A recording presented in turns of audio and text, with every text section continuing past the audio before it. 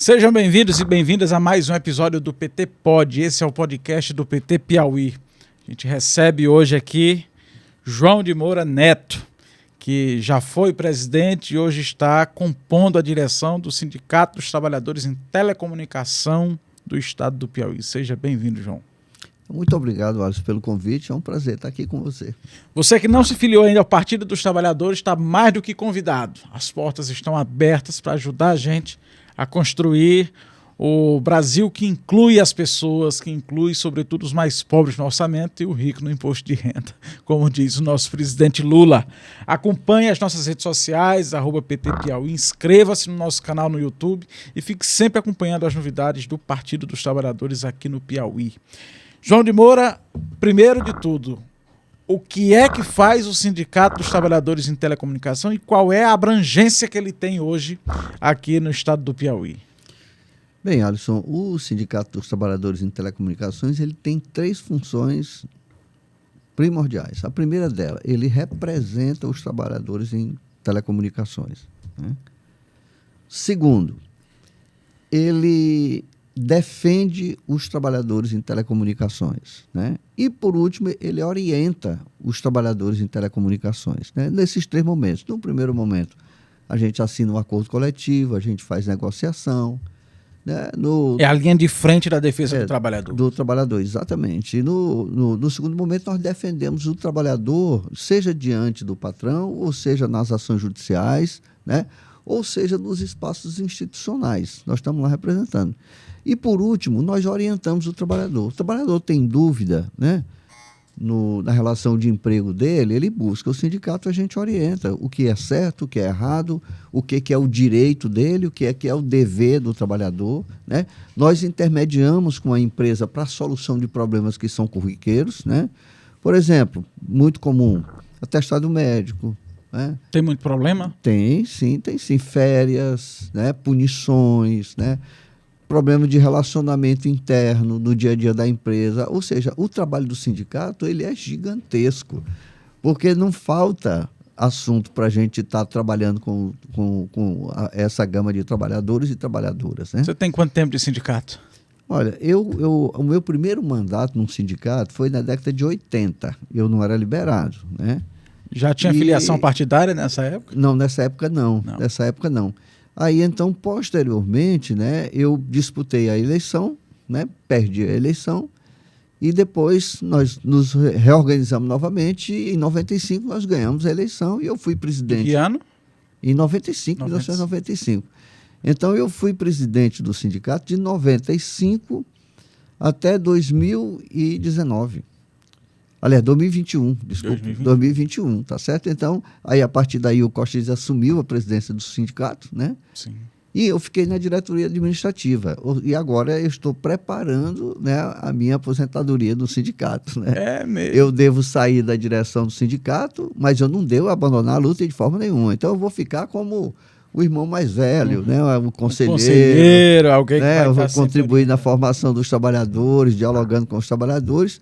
Mas mandato, né, nós conseguimos um fato muito positivo, Anderson. Nós renovamos a nossa direção. Então, daquela época, só existem 2 representantes. Sou eu, João de Moura Neto, e o João Alves de Oliveira Neto, que agora, nessa gestão, ele não vai estar compondo a nossa direção por vontade dele, né? Então é um quadro que se renova sempre. Sempre.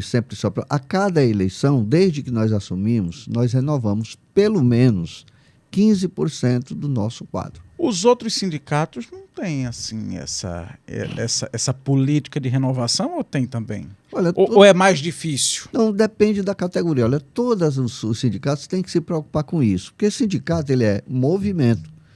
Então, para ele permanecer como movimento, ele tem que se renovar, né? E se os dirigentes mais antigos não abrirem espaço para os mais novos, né, o sindicato vai envelhecer, o movimento vai envelhecer. Você acha que esse é o grande problema hoje do sindicalismo brasileiro? Não é apenas esse, mas esse é um dos problemas. É um dos problemas. É porque, olha, se você... Dirigentes eternos. Se você é um dirigente eterno, você não se preocupa com a formação política da sua base. Se você não se preocupa com essa formação, a tendência é acomodação. tá certo? E então, aquilo passa a ser apenas um instrumento de seu interesse pessoal. acaba virando isso, tá certo? E isso é muito ruim para todo mundo, principalmente para a categoria representada. Então é por isso, olha, as coisas não acontecem à toa. Ninguém pode dizer, mas a categoria não quer saber, a categoria não tem interesse. Não, isso não é verdade. A direção do sindicato é que tem que promover isso. Quem tem que promover a inclusão dos jovens é a atual direção. Que não acontece por decreto. Não acontece de forma nenhuma. As mulheres, por exemplo, você fala muito isso. No PT a gente tem a questão da paridade, na CUT também tem a questão da paridade. Ora, se a direção do sindicato não criar as condições para a mulher participar, ela não vai participar. Não é só botar no papel. Não adianta. Tem que fazer com que isso aconteça na prática. A mulher que trabalha, ela já tem 3 jornadas. Né? Ela vai assumir mais uma jornada no sindicato. Ou seja, o sindicato tem que criar as condições para ela participar, seja no próprio local de trabalho ou seja na própria entidade sindical. Não é? Então, ela tem uma família para cuidar, tem um marido para dar atenção. Vem cá, e se o marido ficar aborrecido porque a mulher vai para o sindicato?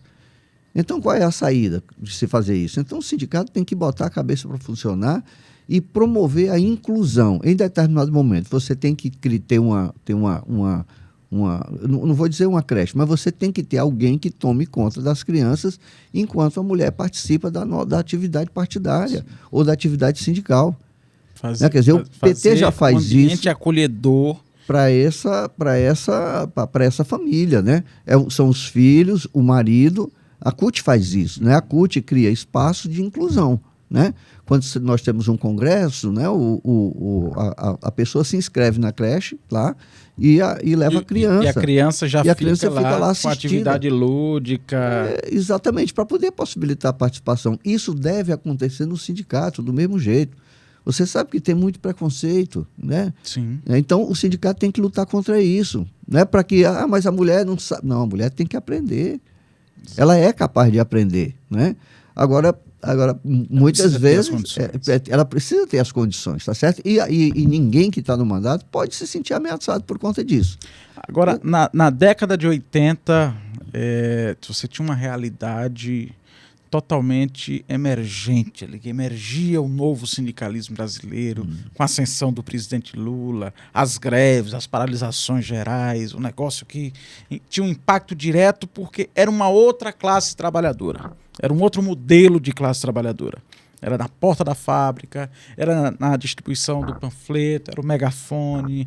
O que é ser sindicalista no ano da graça de 2025?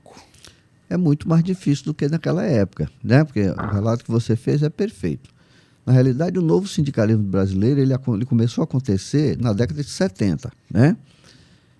Aí então aconteceram as primeiras paralisações dos sindicatos metalúrgicos, a nossa liderança maior surgiu, né? E naquele tempo havia uma concentração muito grande, né? As empresas que fabricavam, os metalúrgicos, por exemplo, fabricavam veículos, tudo era concentrado. Então, lá naquele espaço era fabricado tudo, tá? Então, depois houve uma verdadeira revolução, né?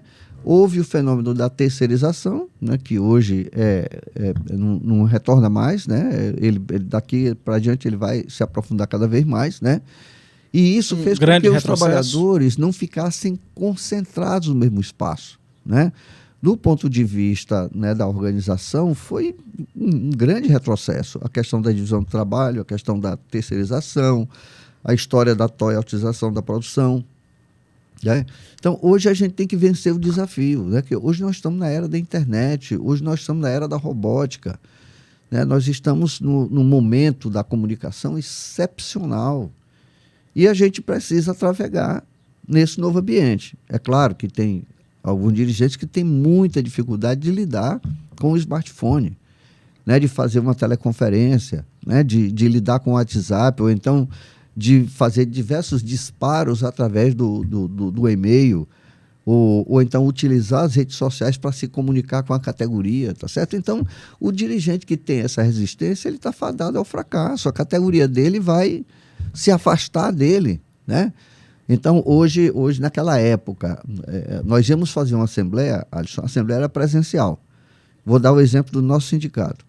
As assembleias eram feitas aqui em Teresina, né, e nas demais localidades não eram feitas. Quando muito, a gente fazia uma assembleia em Picos, um em Parnaíba e outro em Floriano. Eram 4 assembleias. Hoje, nós só fazemos assembleias através de teleconferência.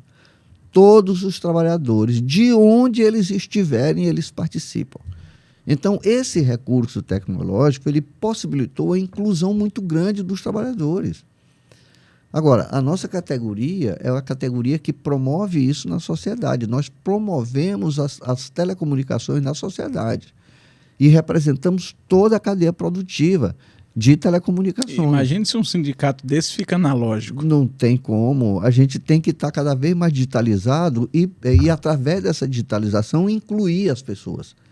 Então, qualquer pessoa participa de qualquer local que ele esteja.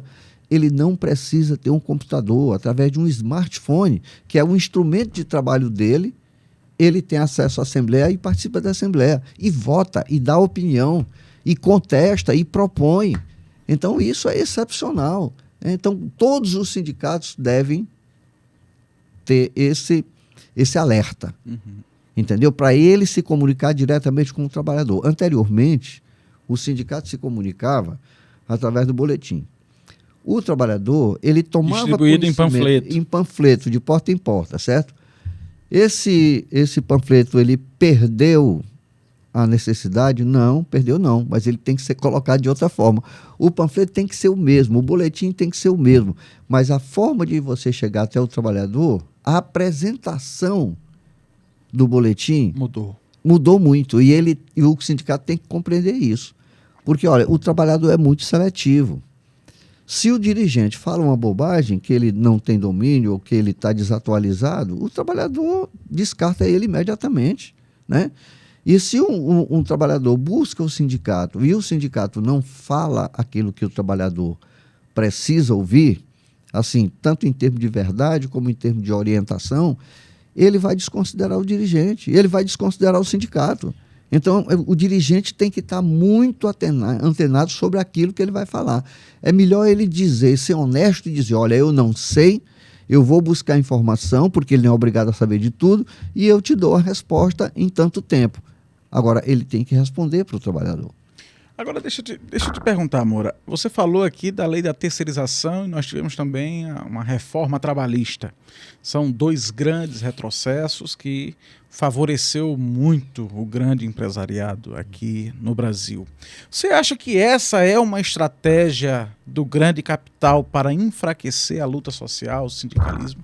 Não tem a menor dúvida, olha, porque as coisas foram todas encadeadas para prejudicar os trabalhadores, tá? A primeira coisa foi a lei... da terceirização. A reforma sindical e trabalhista. Ah, sim. Tá? Que ela envolveu uma gama de assuntos muito larga. Foi muita coisa, não foi uma coisa só, tá? Foi muita coisa. Uma delas dificultou bastante o financiamento do movimento sindical, né, quando ela tornou o imposto sindical facultativo. Tá certo? Dificultou ao extremo, né? A outra foi acabar com a revisão que o sindicato faz com a homologação. Né? Aquela reforma acabou com a homologação. Ora, é o negociado sobre o legislado? Não, o negociado sobre o legislado já é outra, tá certo? Já veio na mesma lei, tá certo? Só que depois. Sim. Mas quando você tira a homologação do sindicato você enfraquece. E a homologação passa a ser feita na empresa, você tira do trabalhador a opção dele ser esclarecido do que ele tem direito e do que ele não tem direito.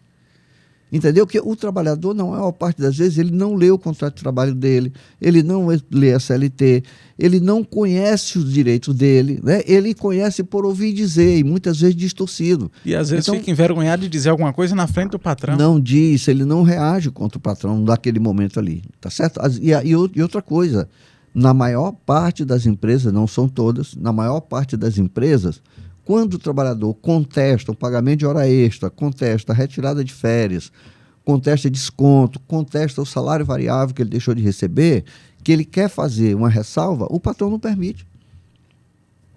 Então, tá certo? Além disso, o trabalhador só recebia os direitos sociais dele, né, só tinha acesso aos 40% do FGTS, ao seguro-desemprego, depois da homologação. Com o fim da homologação, se o trabalhador não aceitar e não fizer a homologação, quem acaba mais prejudicado é o próprio trabalhador. Entendi. Entendeu? Então, essa reforma, ela foi uma reforma conjunta para prejudicar os trabalhadores. E de quebra, enfraquecer sindicato. Pois é, mas só que o sindicato, ele é interesse do trabalhador. Sim. Aí requer uma outra intervenção, que é justamente da conscientização do trabalhador. Não é? Então, quando o segmento empresarial fez isso, ele prejudicou diretamente o trabalhador. Não foi a entidade sindical, não. Porque quando ele retirou o financiamento, olha, quem tem a obrigação de pagar o sindicato é o trabalhador. O trabalhador tem que compreender a importância do sindicato para orientá-lo, para defendê-lo e para representá-lo. Entendi. Tá certo? Agora, culturalmente no Brasil, sempre se fez campanha cerrada contra os sindicatos, tá certo? E isso acaba, né, afetando muito o trabalhador. Ele intimida o trabalhador, né? Ele vai para uma empresa, a empresa que promove a qualificação profissional já diz para ele, o sindicato é bom, é importante, não sei o quê, mas é melhor você ficar longe do sindicato, porque você tem que pensar na sua empregabilidade. Então, quer dizer, a partir da formação... de intimidação já. Já é utilizado para afastar o trabalhador do sindicato. Então, quem é que tem que despertar, né, para a real importância do sindicato? São os dirigentes sindicais. É o próprio dirigente sindical que tem que fazer essa intervenção para o trabalhador para esclarecê-lo. O dirigente não tem que chegar lá e passar pito em trabalhador, dar bronca em trabalhador, não. A tarefa do sindicato é conscientizar. É conscientizar, ele tem que conquistar o trabalhador. Porque se o sindicato estiver fraco, a classe trabalhadora está fraca. Esse é o resumo. E se a classe trabalhadora estiver fraco, o sindicato vai estar fraco também. Então, tá certo? Então coexistem para se fortalecer. Um tem necessidade do outro. O trabalhador, ele tem necessidade do sindicato. Por quê? Porque ele sozinho não é capaz de enfrentar o patrão. Tem algumas categorias, tem alguns cargos, tem algumas pessoas que são capazes de fazer isso. Uhum. Tá certo? Normalmente, no nível alto dentro da empresa, são os gestores, né? São pessoas que têm cargos que são, hoje, muito característico. O pessoal que trabalha com TI, né? Os analistas e tudo, eles têm condição de negociar, porque eles estão numa faixa salarial que permite essa negociação direta. Uhum. Mas a maior parte dos operários, né? Do pessoal de nível médio, do pessoal de nível superior das funções menos importantes, eles não têm condições de fazer isso. Sim. O patrão vai fazer o que quiser. Agora, olha, cada um tem que compreender a cidadania dele. Sim. E ele tem que defender a cidadania dele. Então, se a pessoa começa a trabalhar, né, ele tem que ler, primeira coisa, ler o contrato de trabalho dele. Né? Segundo, entender o que é que tem. O que tem lá. Depois ele tem que ler a CLT, que é para ele conhecer os direitos dele. Ele tem que ler a Constituição para ele conhecer os direitos dele. Então, a partir daí, ele vai ter um outro papel dentro da sociedade e dentro do ambiente de trabalho que ele está ingressando. E, olha, não é verdade que a gente nasce, a gente cresce, e a gente entra no mundo do trabalho e não sai mais, você só vai sair quando morrer? Não é isso. Então, a nossa finalidade é o trabalho. Então, se a nossa finalidade é o trabalho e nós estaremos inseridos na sociedade através do trabalho, sustentando a nossa família através do trabalho, adquirindo patrimônio, mudando de vida através do trabalho... Eu tenho que dominar isso. Você tem que dominar isso, não tem jeito. Né? Então, você tem que ter capacidade de discernir as coisas. E compreender o seguinte, olha, quando você nasce, você recebe o seu RG, você recebe o seu registro civil de nascimento, depois o seu CPF, que já vem junto agora, né? Sim, sim. Desde que nasceu, né? E depois o restante dos documentos. Você consegue se empregar se você não tiver título de eleitor? Não consegue, né? Não. É uma exigência de cidadania. Então, como é que você não se situa na sociedade como um cidadão? Então, quer dizer, eu tenho que ter vontade política, eu tenho que estar inserido nas lutas no meu ambiente de trabalho, que é através do sindicato, e eu tenho que estar inserido nas lutas mais gerais através do partido. Eu fico triste quando eu vejo um trabalhador dizer, rapaz, eu não quero saber de Eu não política. gosto de negócio de sindicato. A gente só lembra do Bertold Brecht, né? O analfabeto político. O analfabeto político não sabe que tudo depende da política, né? Infelizmente. E só para a gente lembrar, né? Você falou naquela hora no novo sindicalismo no Brasil, década de 70, né? As grandes greves e tal. Naquela época foi que o nosso líder maior, nosso companheiro Lula, que está brilhando lá na França, né? Dá orgulho para a gente, né? A gente vê o desempenho do nosso presidente, dá muito orgulho, né? A gente diz, esse é o presidente que... Apesar da grande mídia silenciar sobre isso. Aí é a luta do capital e do trabalho, a luta de classe que existe no Brasil. Não adianta ninguém negar porque ela existe, tá certo? Então, naquela época, Lula compreendeu que não bastava ele fazer negociação no Brasil. Ele foi o primeiro dirigente que foi para a Alemanha negociar com a Volkswagen as paralisações, né? E depois ele compreendeu que, olha, não adianta a gente fazer esse debatezinho interno aqui se a gente não mudar a sociedade. A gente vai mudar a sociedade criando um partido. Criou o Partido dos Trabalhadores. Em pouquíssimo tempo, considerando a história dos partidos no mundo inteiro, né? Nós conquistamos a presidência da República a partir da participação dos sindicatos na formação do partido, a partir, né, dos religiosos que contribuíam com a formação política, né, e dos intelectuais que contribuíram muito, né, na formação do partido. Ora, sem essa organização, como é que nós vamos mudar a sociedade para a gente chegar no nível que nós estamos hoje? Está ideal, Alisson? Não está. Mas vamos comparar o que nós tínhamos lá na década de 70, os direitos que nós tínhamos na década de 70 com os direitos que nós temos hoje. São suficientes? Não. E compreender que isso, de fato, é uma luta. É uma luta, Do claro. jeito que a gente está aqui lutando pela nossa causa, do outro lado tem gente querendo destruir. É claro, porque eles estão querendo manter a exploração. É a tal história. Eles estão querendo manter o privilégio deles. É isso que eles querem, tá certo? Eles não querem pagar bem. Tá certo? Eles querem explorar. Sendo exploradas. Exploradas. Pois é, não tem jeito. E aí, outra coisa, Alisson, olha, quanto era o salário mínimo em 1994 no Plano Real? Você lembra quanto era? Não. O salário mínimo antes do Plano Real era $15. Depois do Plano Real, ele continuou em $15, depois ele subiu. Qual era o sonho de consumo da classe trabalhadora brasileira daquela época? Era ter um salário de $100. Depois do governo Lula, com a política de recuperação do salário mínimo, quanto está hoje o salário mínimo em dólar?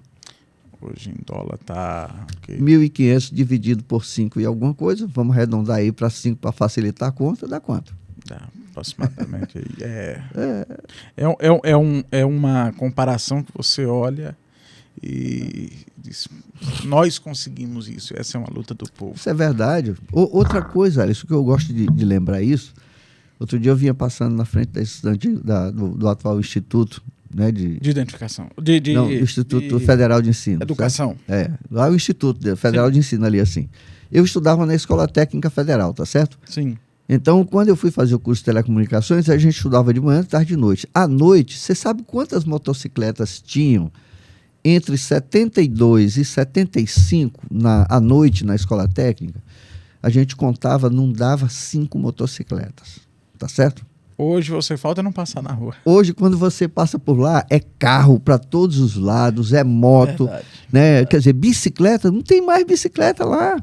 Né? Que o aluno da Escola Federal naquele tempo, a gente ia de bicicleta, né? Sim. Hoje todo mundo tem acesso à moto. Por que isso aconteceu? Qual foi o milagre que aconteceu no Brasil?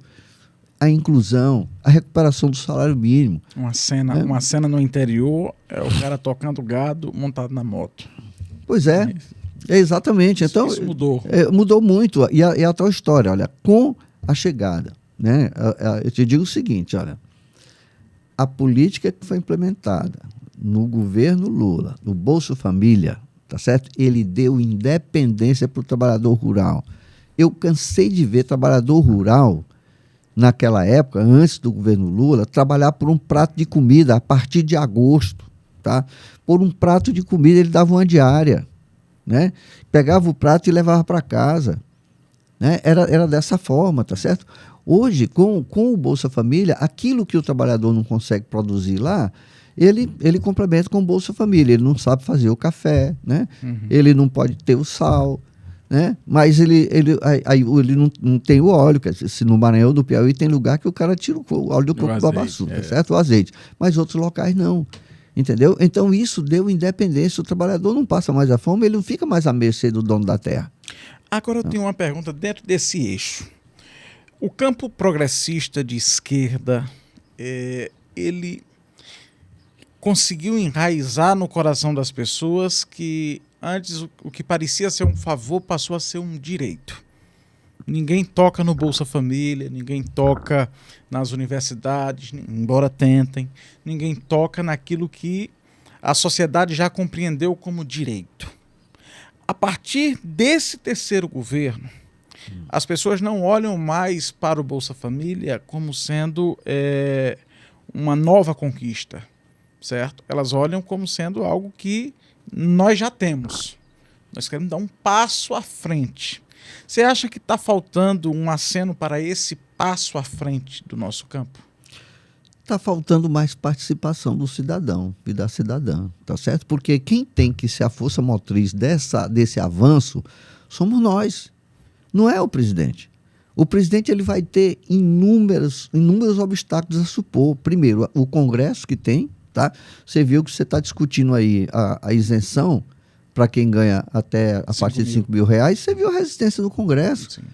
Né? Veio agora o debate sobre o IOF, a qual foi a resistência do Congresso. Então, tudo o que você precisa avançar, né? Para você dividir, para você compartilhar a riqueza, né? Para você reduzir a desigualdade, a reação do outro lado é muito grande. Não faz nem cócega na grande estrutura. Não. Mas, para privilegiar, para se manter no privilégio, eles querem barrar.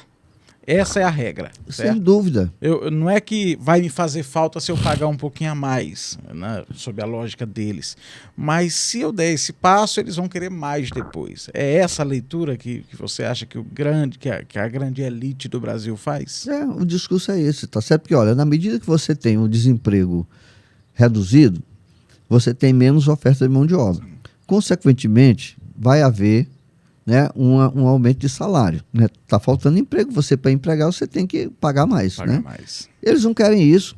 Eles querem aplicar aquilo que está lá no capital, né, que o capitalismo precisa de um exército de reserva. Para esse exército de reserva estar à disposição, ele tem que gerar desemprego. Tá? Então a lógica deles é essa, tá certo? Agora, nós precisamos compreender, Alisson, que isso não é fácil compreender, porque você só consegue compreender isso se você tiver capacidade de discernir entre o certo e o errado. E, infelizmente, a maior parte das pessoas não tem esse discernimento. Não compreende. Né? Quer dizer, não adianta você votar no Rafael, não adianta você votar no Lula, não adianta você votar no Wellington, só para citar os 3 nomes importantes aqui para nós, tá certo? E se você eleger o Congresso, uma bancada do outro lado, tá certo? Então, você vai eleger quem defende o capitalismo. Como é que nós vamos avançar nas políticas sociais se você elege um senador que defende a exploração capitalista? Sim. Que vai votar eleger um deputado que representa os interesses do capital, que não quer reduzir a diferença salarial entre quem paga muito e quem paga pouco, tá? Que hoje no Brasil você pode ter certeza de uma coisa, só o assalariado é que não sonega o pagamento de imposto de renda, certo, que é descontado na fonte, tá certo? Mas os grandes industriais, os grandes comerciantes, eles encontram uma forma de não pagar, tá certo? Ou então eles não pagam o imposto de propósito, porque lá na frente eles vão fazer um refis e nesse refis ele consegue um desconto que é muito melhor do que ele ter pago antes, ele ter pago à vista, né? Então, quer dizer, é esse discernimento que é importante, Alisson. O trabalhador precisa compreender, o trabalhador e a trabalhadora precisam compreender qual é o lado que nós estamos, qual é o lado que ele está. Ele não pode estar do lado do capital, do lado financista, ele tem que estar do lado da sua classe. Para isso, nós temos que eleger vereadores da nossa classe, deputados estaduais, federais, senadores, governadores, prefeitos e presidente da República do nosso lado. É a luta de classe. tem que ser promovida. Alguém no Brasil se diz, no Brasil não tem luta de classe. Claro que tem. Os caras estão tirando o couro da gente através da terceirização, dificultando o acesso à Previdência. Nós não falamos aqui da Previdência, mas a reforma da Previdência. Pela ordem. A reforma sindical e trabalhista. A regularização da terceirização. A lei da liberdade econômica e a lei da Previdência, eles arrebentaram com a classe trabalhadora, arrebentaram conosco. Um arroxo total. Hoje o trabalhador numa empresa terceirizada, de que trabalha batendo poste por aí, seja na eletricidade, seja na água e esgoto, ou então na telefonia, ele só pode se aposentar com 65 anos. Com 65 anos, quem vai ter condições de bater escada, de estar dirigindo o veículo aí? Quem vai fazer isso aí?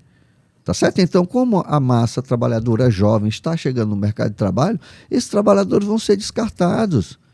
O jovem, ele não adoece, tá certo? Normalmente o jovem não tem família ou a família ainda pequena, mas o outro, o trabalhador veterano, né, que tem mais idade, que passou dos 50 anos, que vai adoecer muito mais, né, que tem uma família para dar atenção, né, que não pode fazer certas coisas, ele vai ser descartado, vai ficar desempregado, ou ele vai ficar rico antes dele ser demitido, tá certo? Ou depois ele vai passar necessidade e vai depender dos favores dos filhos, que é uma vergonha.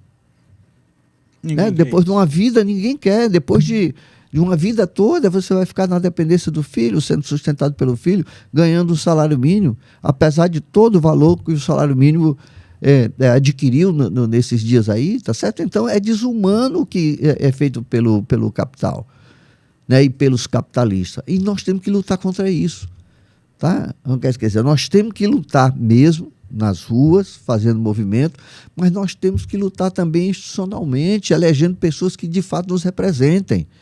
Tá certo? Infelizmente, as bancadas que estão aí, né? A bancada da bala, a bancada do boi, a bancada da Bíblia, BBB, a bancada BBB. A bancada BBB, ela está contra o trabalhador o tempo todo. Só vota a favor dos empresários. Só volta para penalizar os trabalhadores e aliviar a classe empresarial. Só isso. E entram na cortina de fumaça da pauta de costumes para desviar a atenção. Pois é, disfarce. Essa pauta de costume é uma tragédia, porque ela desumaniza, ela incentiva o ódio, ela incentiva a discriminação. Você tem esperança? Você tem esperança de que o próximo congresso será melhor do que esse? Não tenho a menor esperança, tá certo? Eu tenho esperança de que a classe trabalhadora se conscientize, tá? Seja capaz de fazer a diferença entre o que é mentira e uma verdade, e a partir daí eles façam suas escolhas. Porque, Alisson, se continuar, tá? Se continuar o poder econômico elegendo, como nós vimos agora aqui em Teresina, né, inclusive com a vereadora presa, né, por todos os motivos aí que a gente já viu, tá certo? Se continuar assim, a perspectiva é muito ruim. Tá certo? Agora é a tal história. Nós temos que reverter a nosso favor a velocidade da comunicação que a gente tem hoje. Então o trabalhador tem que pesquisar, tem que ler, tem que aprender, e o trabalhador tem que selecionar. Ele tem que selecionar os seus representantes. Ele não pode trocar o voto por um benefício qualquer. Sim. Ele não pode trocar o voto por um pneu de moto, ele não pode trocar o voto por uma carrada de maçará, nem por um talão de luz pago, ou por R$100 ou por R$200, porque ele está jogando a vida dele fora. E não compreende o risco que é isso. É isso, pois é. Quer dizer, aí é a tal história. Um Congresso que criou a tal da emenda impositiva, ainda lá no governo Dilma, né? Sim. E um Congresso que criou o orçamento secreto, você acha que esse povo vai abrir mão facilmente de tudo isso que eles têm? Que eles usurparam da classe trabalhadora. Eles vão abrir mão? Não vão. Nós é que temos que impor sobre eles a vontade da maioria, que é a classe trabalhadora.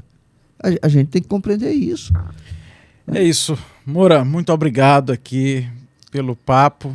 Você está convidado a voltar de novo para a gente conversar mais. Aceito o convite. Me convide que eu estarei à disposição. Falar depois sobre escala 6x1, sobre pejotização, que agora é também um desafio para nós. Né? É uma moda nova agora que que eles encontraram para tirar mesmo, para acabar com o direito trabalhista mesmo. Você já aí o cara chega para o outro, você já pejotizou seu funcionário? Tem um contrassenso aí, tem um... Não, é complicado, porque, olha... É uma antinomia, não tem como pejotizar um funcionário. Se ele é funcionário... Se ele é funcionário, não tem jeito. Não tem como pejotizar. Exatamente. Então, Moura, obrigado, seja sempre bem-vindo. Eu é que agradeço. Obrigado a você que acompanhou aqui o PT Pod e acompanhe sempre as nossas conversas por aqui. Inscreva-se no nosso canal no YouTube, acompanhe as nossas redes sociais e filie-se ao Partido dos Trabalhadores e das Trabalhadoras. Obrigado.